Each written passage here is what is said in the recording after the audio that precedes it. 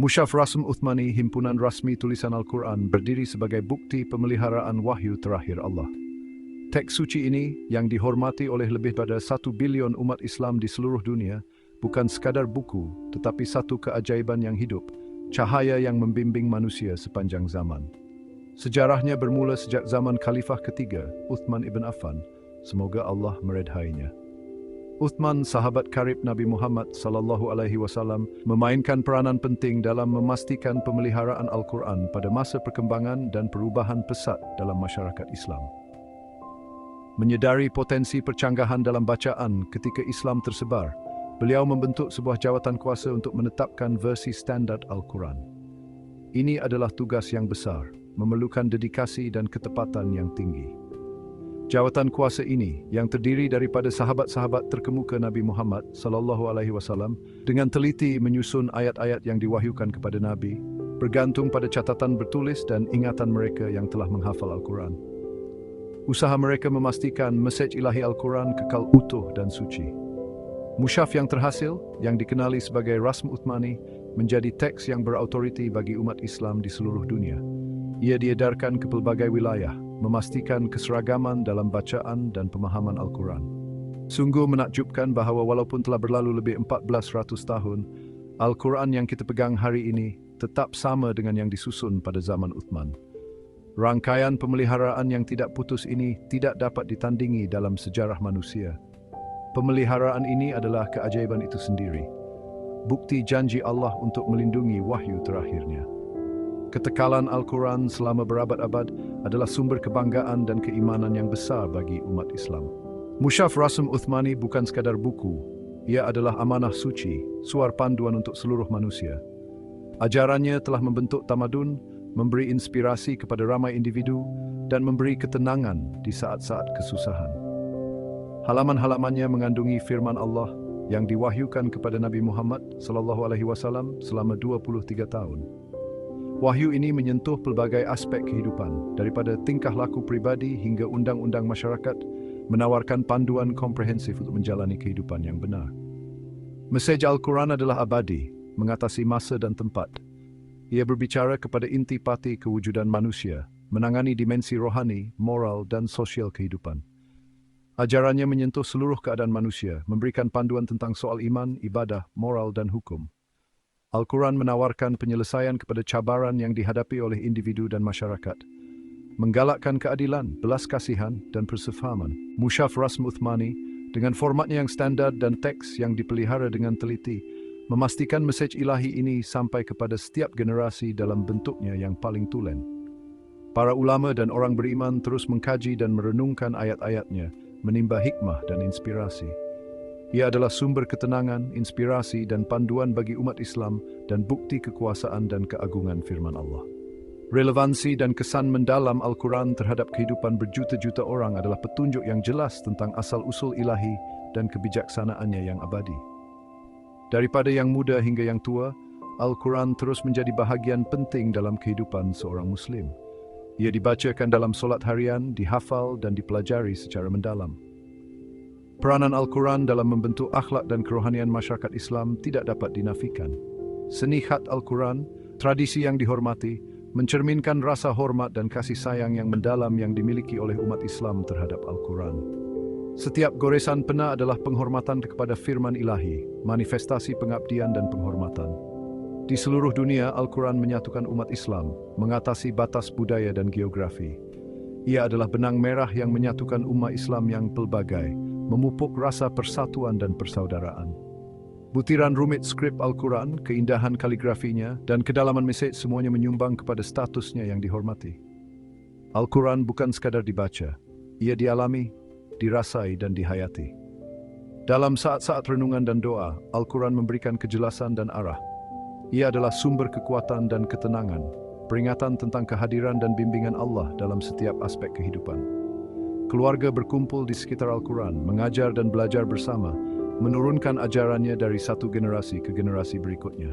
Tradisi pembelajaran dan renungan bersama ini memastikan mesej Al-Quran kekal bersemangat dan hidup. Al-Quran, yang diletakkan di tengah-tengah masjid, melambangkan peranan utamanya dalam kehidupan seorang Muslim. Ia adalah jantung ibadah Islam dan asas hubungan seorang mukmin dengan Allah. Dalam solat, umat Islam dari pelbagai budaya dan latar belakang bersatu, disatukan oleh firman Al-Quran. Perpaduan dalam kepelbagaian ini adalah bukti daya tertarikan universal dan relevansi abadi wahyu terakhir Allah. Mushaf Rasm Uthmani yang diterangi dan dihormati berdiri sebagai suar panduan ilahi, bukti kekuasaan dan keagungan firman Allah yang abadi. Ia adalah keajaiban yang hidup, sumber inspirasi dan panduan untuk seluruh manusia.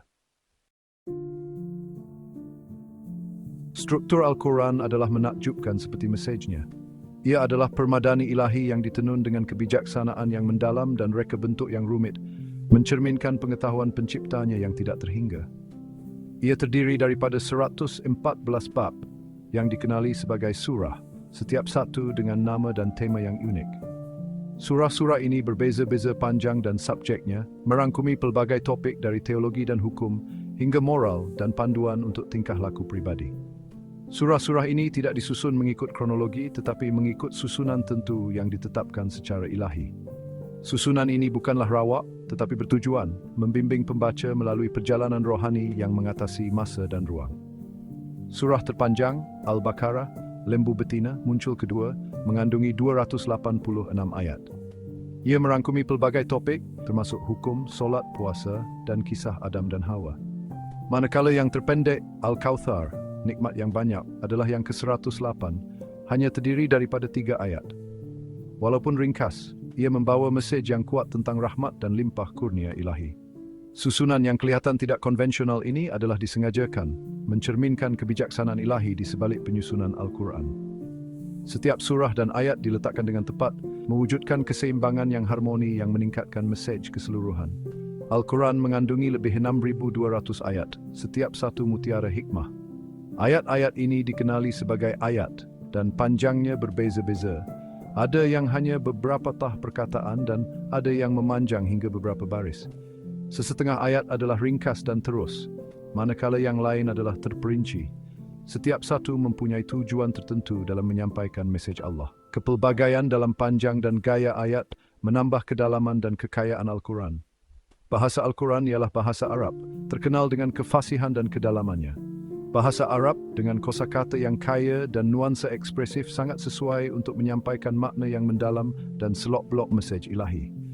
Ayat-ayatnya mengalir dengan irama puitis yang memikat hati dan menggerakkan jiwa. Bacaan Al-Quran yang dikenali sebagai tajwid adalah satu bentuk seni yang meningkatkan keindahan dan kesan kata-katanya. Struktur Al-Quran adalah bukti asal-usul ilahinya. Reka bentuknya yang rumit dan kandungannya yang mendalam adalah di luar kemampuan mana-mana penulis manusia, menunjukkan kecerdasan yang lebih tinggi sedang bekerja. Susunannya, panjang surahnya, dan gaya ayat-ayatnya semuanya menunjukkan kebijaksanaan yang lebih tinggi sedang bekerja.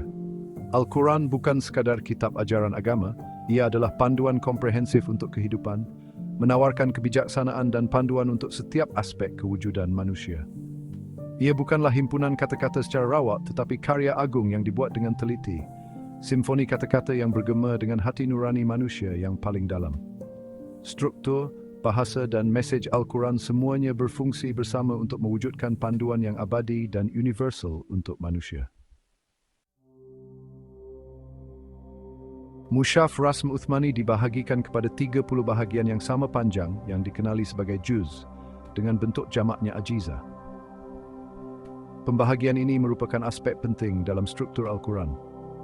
Pembahagian ini memudahkan pembacaan Al-Quran selama sebulan, terutamanya semasa bulan Ramadan yang mulia, apabila umat Islam berusaha untuk menyelesaikan bacaannya sekurang-kurangnya sekali. Sepanjang masa suci ini, keluarga dan masyarakat bersatu, mendedikasikan diri mereka untuk amalan rohani membaca dan merenungkan Al-Quran. Setiap juz dibahagikan lagi kepada 2 bahagian yang sama, yang dikenali sebagai hizb dengan bentuk jamaknya ahzab, menjadikannya lebih mudah untuk diuruskan bagi mereka yang ingin membaca bahagian yang lebih kecil pada satu masa. Sebahagian ini amat bermanfaat untuk pelajar dan mereka yang baru mengenali Al-Quran, kerana ia membolehkan mereka menyerap ajaran dalam bahagian yang lebih mudah dicerna.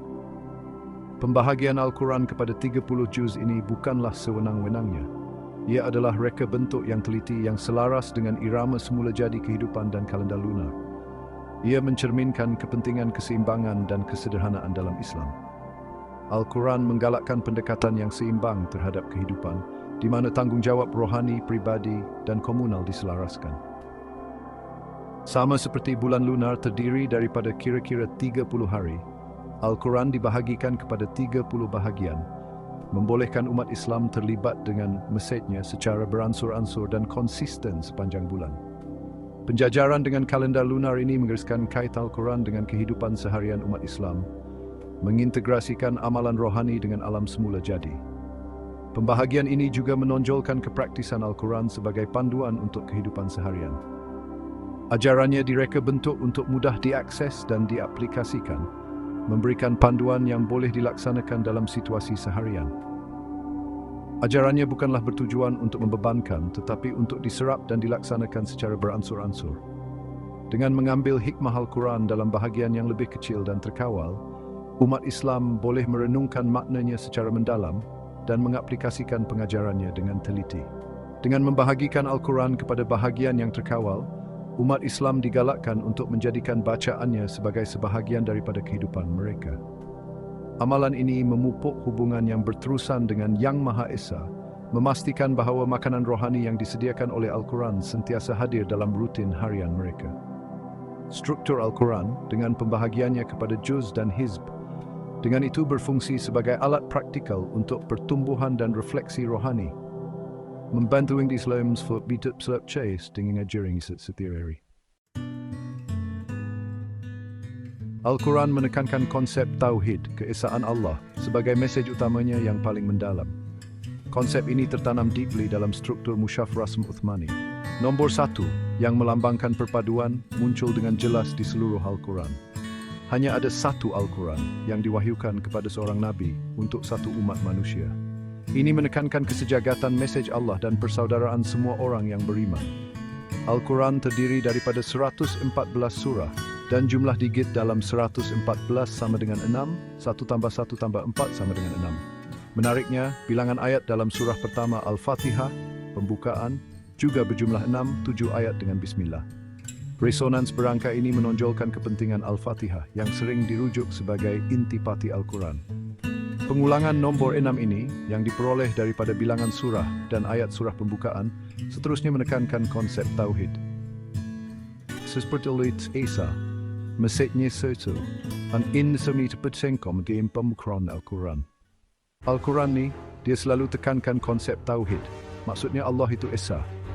Mesej ni memang penting sangat, macam tertanam kukuh dalam Mushaf Rasm Uthmani. Nombor 1 kan melambangkan perpaduan. Memang jelas ada di merata tempat dalam Al-Quran.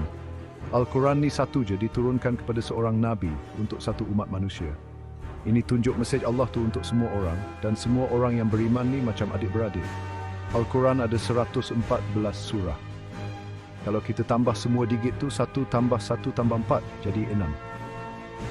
Menariknya, ayat dalam surah Al-Fatihah surah pertama tu pun ada 7 kalau kira sekali dengan Bismillah. Sebab itulah surah Al-Fatihah ni penting sangat macam intipati Al-Quran. Nombor 6 ni daripada jumlah surah dan ayat surah Al-Fatihah, lagi sekali tekankan konsep Tauhid. Macam mana Allah itu Esa, mesej dia pun satu. Dan intipati ini ada dalam surah pembukaan Al-Quran. Scene 5, seni cut emotion to music, elegant, artistic, serene. Seni cut ni antara cara paling cantik untuk tunjuk keindahan dan kedalaman Al-Quran. Dari zaman awal Islam lagi, seni cut ni dah jadi satu seni yang halus, tunjuk kata-kata suci dengan penuh teliti dan cantik. Setiap koretan, setiap lengkungan bukan sekadar hiasan, tapi tanda hormat dan taat pada ayat suci. Orang yang tulis khat ni kita panggil khattat. Ambil masa bertahun-tahun untuk mahir sebab nak pastikan kata-kata Allah ditulis dengan cara yang tercantik. Dengan macam jenis tulisan macam kufi, naskh dan thuluth, khattat ni hidupkan ayat-ayat Al-Quran. Jadikan tulisan satu karya seni yang indah. Ketelitian dan keseimbangan bentuk dan makna tunjuk betapa pentingnya Al-Quran. Seni khat ni bukan sekadar menulis, tapi macam satu ibadah. Bila tulis khat ni, rasa dekat dengan ayat-ayat Al-Quran, boleh fikirkan makna dan mesejnya. Seni khat ni sampaikan intipati Al-Quran, senang dilihat dan difahami. Pendek kata, seni khat ni macam jambatan antara yang suci dan manusia. satu gambaran visual kata-kata Allah yang abadi. Ia ingatkan kita tentang keindahan dan kebijaksanaan Al-Quran. Ajak kita fahami Al-Quran dari segi intelek dan seni. Sains tajwid ni memang penting kalau nak baca Quran dengan betul. Tajwid tu maksudnya memperbaiki atau mencantikkan bacaan. Ia ada peraturan macam mana nak sebut setiap huruf dalam Quran. Dengan tajwid, kita jaga keindahan dan maksud asal wahyu Allah. Tajwid bukan setakat sebut betul je tahu. Ia pasal rentak dan melodi juga.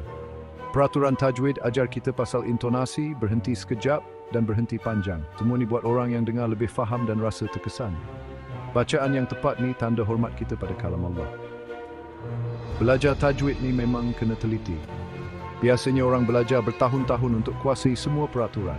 Macam mana nak sebut huruf, sifat-sifat huruf, panjang pendek bacaan, semua tu ada aturannya. Kita buat semua ni supaya bacaan Quran kita sama macam Nabi Muhammad SAW baca. Semoga Allah merahmati baginda. Sains tajwid ni macam jambatan yang sambungkan bacaan Quran yang tertulis dengan yang disebut. Ia hidupkan ayat-ayat suci Al-Quran. Dengan tajwid, kita jaga mesej Quran supaya sampai kepada semua orang dari dulu sampai sekarang. Pendek kata, tajwid bukan sekadar peraturan. Ia satu seni yang dekatkan kita dengan Allah. Ia tunjukkan betapa teliti dan hormatnya orang Islam pada Quran.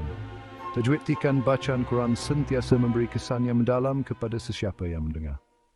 Pemeliharaan Al-Quran dianggap sebagai salah satu keajaiban terbesar yang dikurniakan kepada manusia. Dari zaman ia diturunkan kepada Nabi Muhammad lebih sarepi 400 tahun yang lalu, Al-Quran kekal tidak berubah. Kitab suci ini telah dihafal, direkodkan dan diturunkan dari generasi ke generasi dengan ketepatan yang luar biasa. Al-Quran diturunkan secara berperingkat selama 23 tahun dan setiap ayatnya dipelihara dengan teliti oleh para sahabat Nabi. Mereka menghafal ayat-ayat tersebut dan menuliskannya pada pelbagai bahan seperti kulit binatang, tulang dan kepingan batu. Dedikasi mereka memastikan bahawa tiada satu perkataan pun yang diubah atau hilang. Salah satu aspek yang paling menakjubkan dalam pemeliharaan Al-Quran ialah tradisi hifz atau menghafal.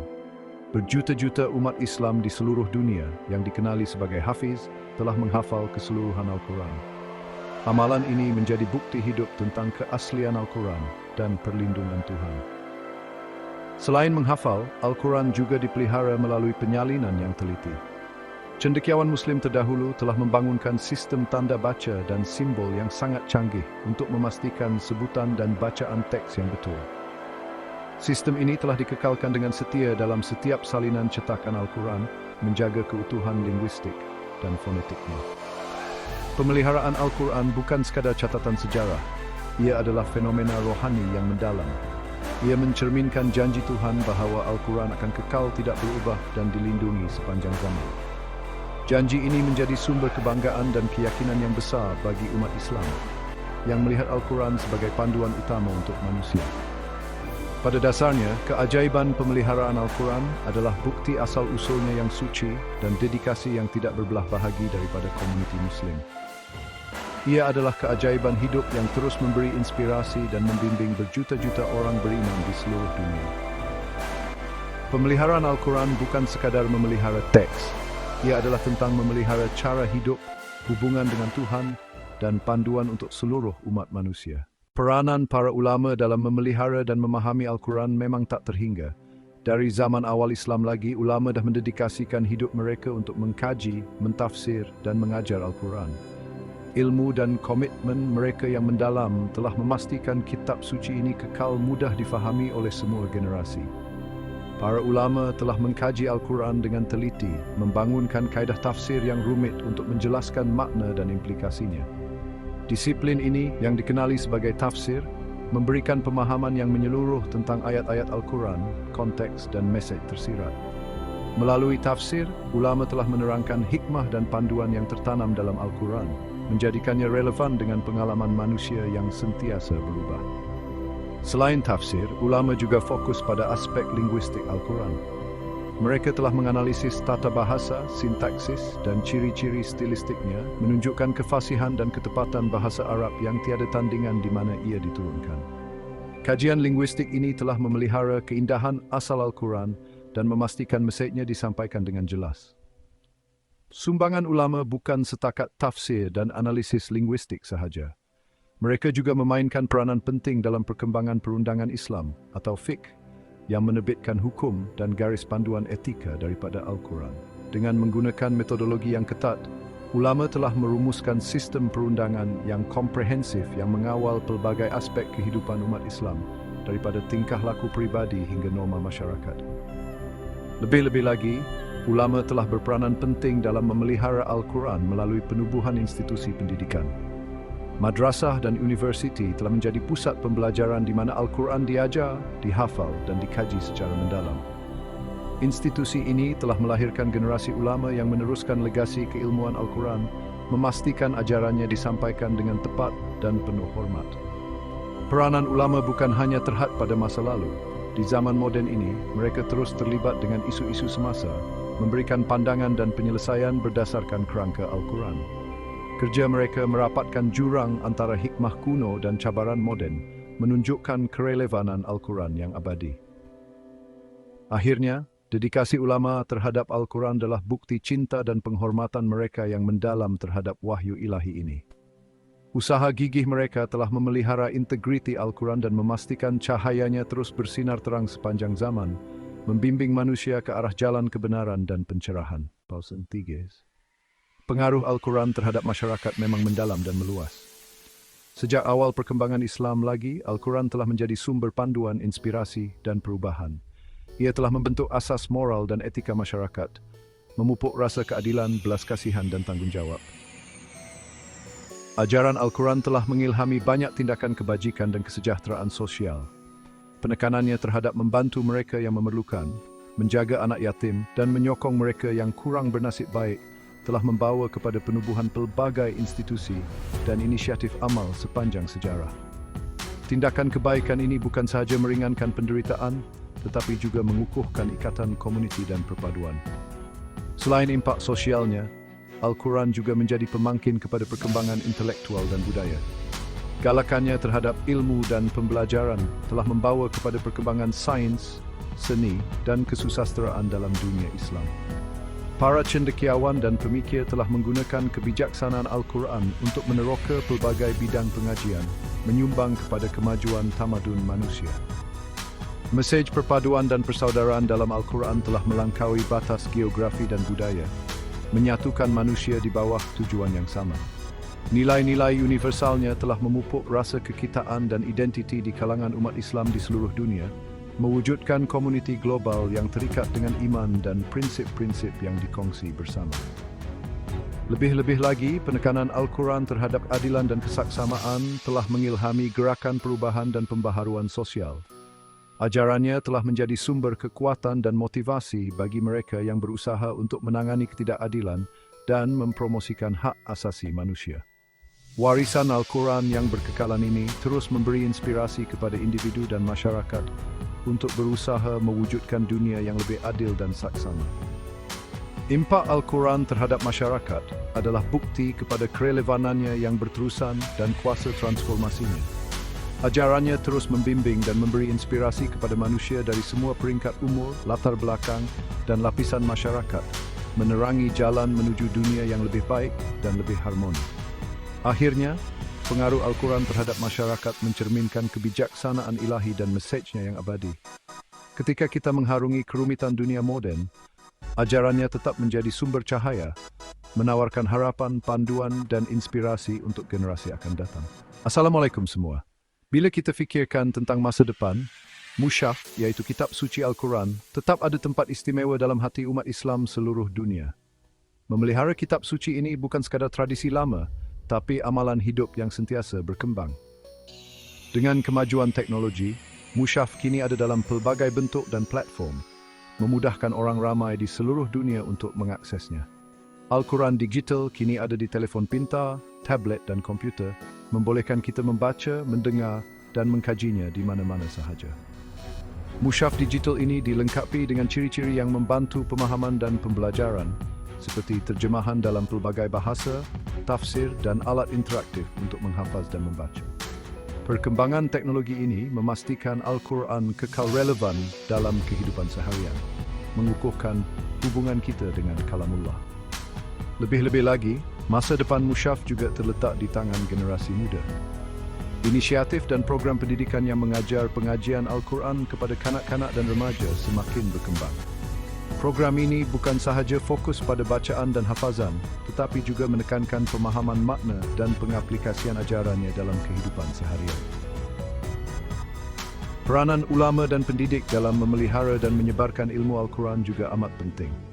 Mereka terus berinteraksi dengan isu-isu semasa, memberikan tafsiran dan pandangan yang relevan dengan cabaran dan peluang dunia moden. Musyaf, dalam semua bentuknya, tetap menjadi panduan dan sumber kebijaksanaan, memberi inspirasi kepada individu dan masyarakat untuk berusaha mewujudkan dunia yang adil dan penuh kasih sayang. Ketika kita melangkah ke masa hadapan, mesej Al-Quran yang abadi terus menerangi jalan kita, memberi harapan, petunjuk dan rasa persatuan. Kesimpulannya, masa depan Musyaf amat cerah dan menjanjikan. Relevansinya yang berkekalan dan kuasa transformasinya akan terus membentuk lanskap spiritual, intelektual dan sosial masyarakat Islam global untuk generasi akan datang. Perjalanan Musyaf ini membuktikan kuasa hikmah ilahi yang abadi, membimbing manusia ke arah masa depan yang penuh dengan keamanan, keadilan dan keharmonian. Assalamualaikum dan salam sejahtera semua. Kita dah sampai ke penghujung pengembaraan kita menjelajah Musyaf. Memang tak dinafikan, kitab suci ini memang istimewa di hati umat Islam seluruh dunia. Daripada cara ia dipelihara dengan ajaib, tulisan kad yang cantik sehinggalah hikmah yang mendalam di dalamnya, Musyaf ni bukan sekadar buku biasa. Ia panduan hidup, sumber inspirasi dan cahaya petunjuk dalam kehidupan seharian kita. Dalam dunia yang cepat berubah ni, Musyaf terus kekal relevan. Platform digital buatkan ia mudah diakses oleh berjuta-juta orang, tak kira bahasa atau lokasi. Program pendidikan pula pastikan generasi muda bukan setakat baca dan hafal Al-Quran, tapi faham maksud dan cara nak praktikannya. Ulama dan pendidik main peranan penting, sampaikan ajaran Al-Quran yang tak lapuk dari zaman ni kepada isu semasa. Jadi, Al-Quran tetap beri panduan dalam konteks hari ini. Musyaf dalam apa jua bentuk, jadi bukti kebijaksanaan wahyu Tuhan. Bila kita fikirkan masa depan, mesej keamanan, keadilan dan kasih sayang dalam Musyaf tetap jadi panduan. Ia beri inspirasi kepada individu dan masyarakat untuk berusaha ke arah dunia yang lebih baik. Dunia yang berlandaskan nilai-nilai kasih sayang dan persefahaman. Kesimpulannya, masa depan Musyaf sangat cerah dan menjanjikan kebaikan. Kepentingannya yang berkekalan dan kuasa transformasinya akan terus membentuk lanskap rohani, intelektual dan sosial umat Islam seluruh dunia untuk generasi akan datang. Perjalanan Musyaf ni mengukuhkan lagi kuasa hikmah Tuhan, membimbing manusia ke arah masa depan yang penuh keamanan, keadilan dan keharmonian. Terima kasih kerana sertai pengembaraan ini. Esok terus memberi inspirasi pada kita semua.